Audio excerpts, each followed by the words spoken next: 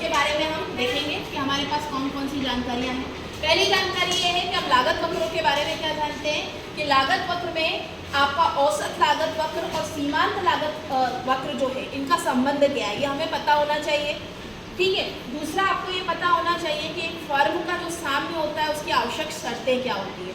तो औसत लागत वक्र और सीमांत लागत वक्र जो है उसका संबंध क्या होता है कि जब दोनों गिरते हैं, पहली अवस्था वो होती है कि औसत लागत वक्र भी गिरता है और सीमांत लागत वक्र भी गिरता है। लेकिन हम देख रहे हैं कि सीमांत लागत वक्र जो है उसका निम्नतम बिंदु पहले आ जाता है और औसत लागत वक्र का निम्नतम बिंदु उसके बाद में आता है। तो एक ऐसी अवस्था होती है, ये एक ऐसी अवस्था होती है कि जिसमें औसत लागत वक्र तो बढ़ रहा होता है लेकिन सीमांत लागत वक्र गिर रहा होता है। कुल मिला के हम ये जानते हैं कि सीमांत लागत वक्र औसत लागत वक्र को उसके निम्नतम बिंदु पर काट के आगे बढ़ जाता है। ये एक जानकारी हमारे पास है जो हमने पहले के अध्यायों में पढ़ चुके हैं। दूसरी जानकारी हम क्या पढ़ चुके हैं कि एक फर्म साम्य की अवस्था में कब होती है। एक फर्म की साम्य की अवस्था में होने के लिए जरूरी है कि उसकी सीमांत आय और उसकी सीमांत लागत एक दूसरे के बराबर।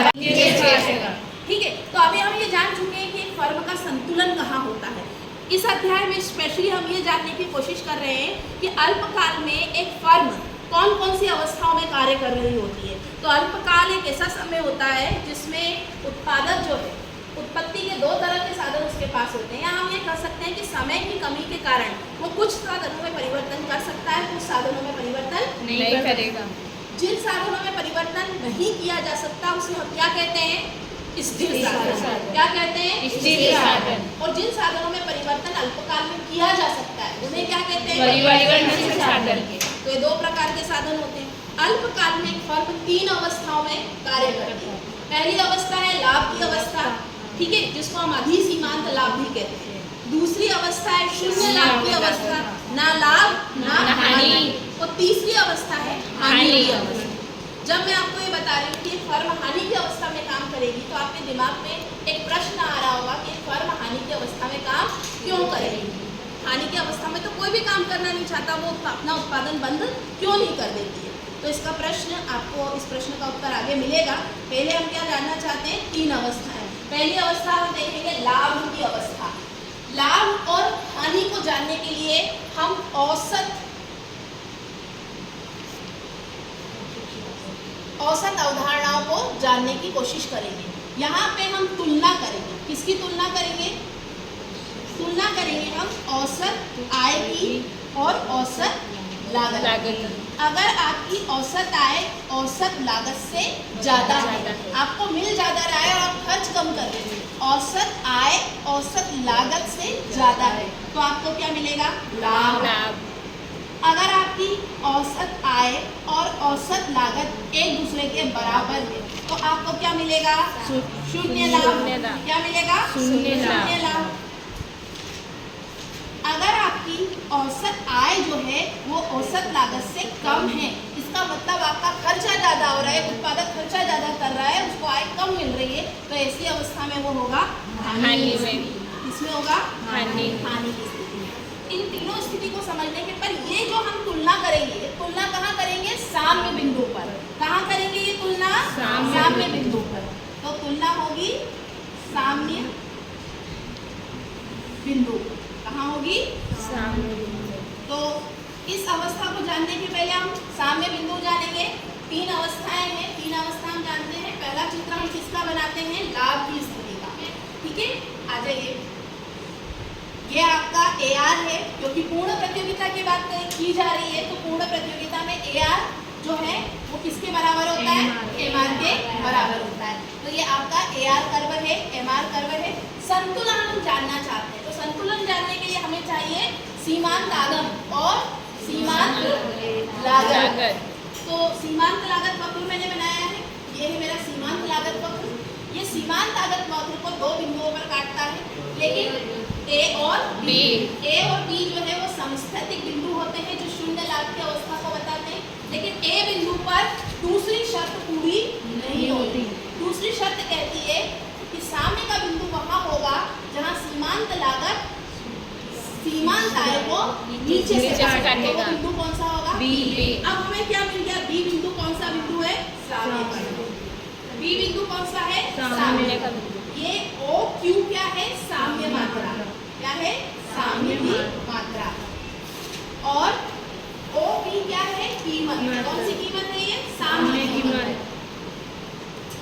अब हमें साम्य मिल चुका है। अब हमें इसको क्या बताना है? लाभ की अवस्था। तो लाभ की तुलना हम क्या करेंगे? साम्य बिंदु पर, बी पर। बी पे हमें तुलना करनी है ए आर की और एसी की। अभी एसी तो बनाया नहीं, अभी एसी बनाया नहीं है। अब हमने क्या करा? यहाँ पे एसी वक्र बना दिया। क्या बना दिया? एसी वक्र। ये देखिए एमसी वक्र एसी वक्र को नीचे काट रहा है। एसी वक्र जो है वो यहाँ पर एक और बिंदु बना दीजिए टी। क्या बना देंगे? टी। अब सामने बिंदु पर देखिए कि ए आर कितना है। तो ए आर कितना है? B Q. ए आर कितना है? B Q. और एसी कितनी है? T Q. T Q. Very good. AC कितना है? T Q. कौन बड़ा है? B Q. बी क्यू बड़ा है। इन दोनों के बीच का अंतर कितना है? पीटी। पीटी क्या है? प्रति इकाई लाभ। क्या है? प्रति इकाई लाभ। इसी को जब हम यहाँ तक y अक्ष तक ले जाते हैं तो आपको यहाँ पर एक पूरा आयत देखने के लिए मिलेगा। एक पूरा आयत क्षेत्र आपको देखने के लिए मिलेगा। इस क्षेत्र को हम क्या कह सकते हैं? लाभ। ये कुल लाभ है। इसका एक और नाम दे देते हैं। इसको नाम देते हैं बी टी पी एस। ये क्या है? कुल लाभ। और प्रति इकाई लाभ कितना है? बीटी। ये लाभ हमने कैसे जाना? तुलना की। किस किस की तुलना की? ए आर और एसी। किस बिंदु पर? साम्य बिंदु। साम्य बिंदु क्या है? बी। बी पर हमने देखा कि ए आर कितना है। ए आर कितना है? ये ए आर वक्र तो ये रहा। बी बिंदु पे ए आर वक्र कहाँ है? ये रहा। तो बी क्यू क्या है? A R. और बी बिंदु पर एसी वक्र को ढूंढने जाओ तो एसी वक्र कहाँ मिला? यहाँ टी। तो टी क्यू क्या है? एसी। और बी टी क्या है? प्रति इकाई लागत। और ये क्या है? पूरा वर्ग कुल लाभ। तो आपको समझ में आ गया कि एक फर्म यहाँ पे कौन सी अवस्था में है? लाभ। कौन सी अवस्था में है फर्म? लाभ की अवस्था। ठीक है। अब यदि सामान्य लाभ की बात कर रहे हैं कि एक फर्म सामान्य लाभ कैसे प्राप्त करेगी, क्या मैं इसी डायग्राम में आपको सामान्य लाभ समझा दूं? इसी डायग्राम में मैं आपको बताती हूँ कि फर्म को सामान्य लाभ कब मिलेगा। ये संतुलन का बिंदु है। संतुलन बिंदु बी। अगर ये एसी यहाँ नहीं होती बल्कि कहाँ होती? यहाँ होती। ये एसी होती। यहाँ पे तो क्या मिल रहा है? इस एसी पे क्या मिल रहा है? लाभ। इस एसी पे क्या मिलेगा? सामान्य लाभ, मतलब शून्य लाभ। क्या मिलेगा? शून्य लाभ। शून्य लाभ। और अगर एसी कहाँ चला गया? ऊपर और ऊपर चला गया तो यहाँ पे क्या मिलेगी? हानि। ठीक है। क्या मिलेगी? हानि। तो हमेशा साम्य बिंदु पर हम देखेंगे कि एसी कहाँ है। अगर साम्य बिंदु पर एसी ए आर के नीचे है तो लाभ है। एसी और ए आर बिल्कुल एक दूसरे के बराबर है तो शून्य लाभ है। और एसी यदि ए आर से ज्यादा है तो फर्म हानि की अवस्था में कार्य कर रही है। थोड़ा सा मैंने एक डायग्राम में बना के थोड़ा सा आलस किया है, लेकिन जब भी आप डायग्राम में बनाएंगे तो एक बात ध्यान रखेंगे कि एसी को एमसी उसके लिस्ट पॉइंट पे काटे। जैसे ये दूसरा डायग्राम मैंने बनाया है, यहाँ पर अगर मैं शून्य लाभ बनाना चाहती हूँ तो यहाँ पे ये ए आर है। ये क्या है? A R. तो मुझे एसी कहाँ बना देना चाहिए? यहीं पर। ये क्या है? एसी है।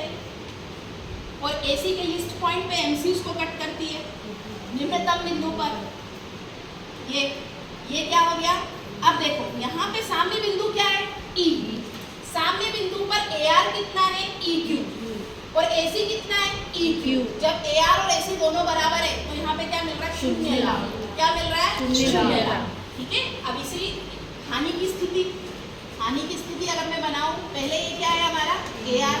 यही है हमारा एम आर। ए आर और एम आर पूर्ण प्रतियोगिता में दोनों एक ही होते हैं। दिखेगा। अब यहाँ पे क्या देख, हमें हानि की स्थिति बनाना है। तो हानि की स्थिति बनाना है, इसका मतलब ए आर से ज्यादा क्या है आपकी लागत। तो लागत को हमने कहाँ बना दिया? एसी को कहाँ बना दिया? ऊपर। एसी के लिस्ट बिंदु पर, एसी के लिस्ट बिंदु मतलब न्यूनतम बिंदु पर एमसी उसको कट करेगी। एमसी आई और उसने उसके लिस्ट बिंदु पर उसको कट किया और ऊपर की तरफ बढ़ गई। पहले हम देखेंगे साम्य कहाँ है। साम्य देखने के लिए हम किसको देखेंगे? एमसी को और एमआर। तो एमसी ने एमआर को कट करा तो ये बिंदु क्या है? साम्य का बिंदु। इस साम्य के बिंदु पर हम किसकी तुलना करेंगे? एसी की और ए आर। तो ए आर तो कहाँ है? यही है। पर एसी कहाँ है? ऊपर मिलेगा। ठीक है। तो ये ई है, इसको एस नाम दे दो। तो एस और ई प्रति प्रति इकाई हानि। क्या है? प्रति इकाई हानि। हानि क्यों हो रही है? आप जान सकते हैं कि AR तो कितना है। ये जैसे अगर मैं यहाँ पे इसको यहाँ तक आगे बढ़ा तो मैं कहूँगी AR कितना है? EQ।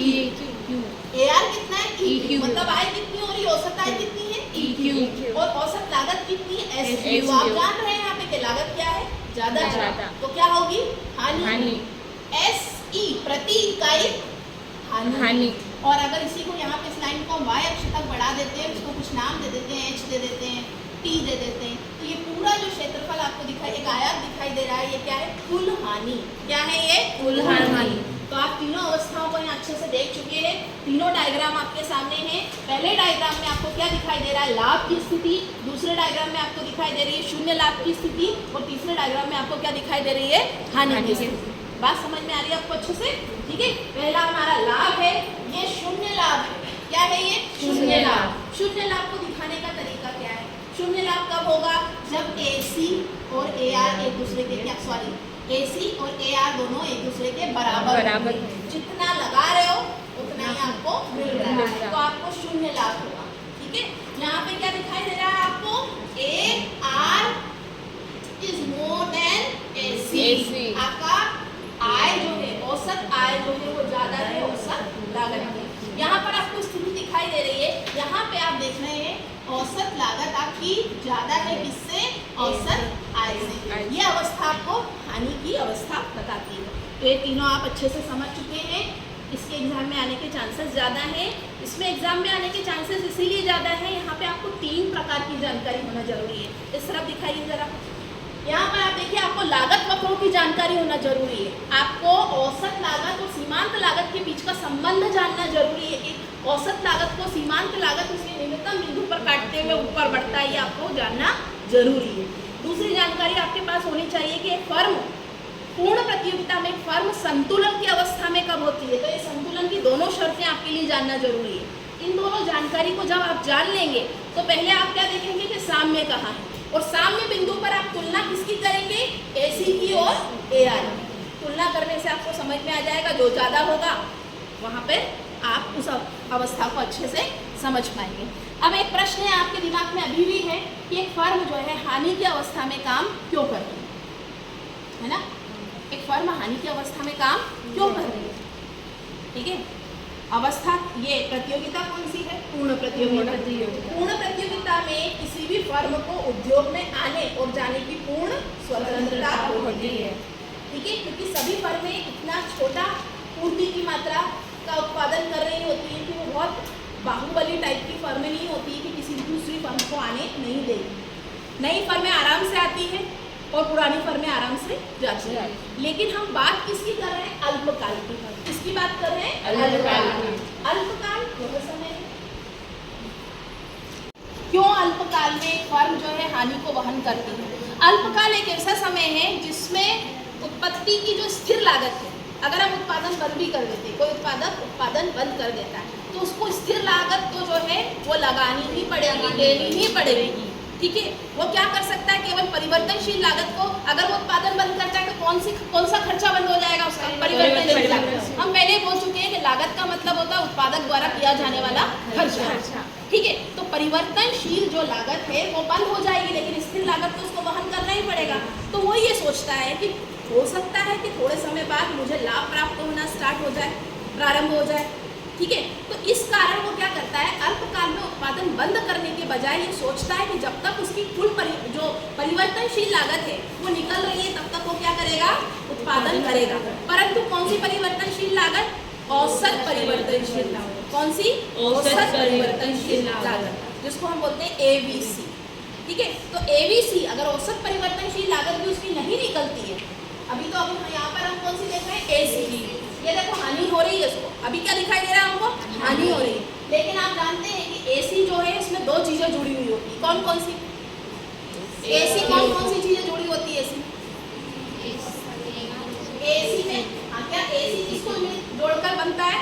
A, F, C और ABC।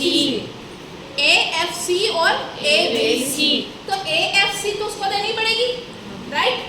AFC तो उसको देनी पड़ेगी। अब वो क्या सोच रहा है कि क्या मिल जाए उसको? ABC। अगर उसको एबीसी मिलता है तो वो उत्पादन बंद नहीं करेगा।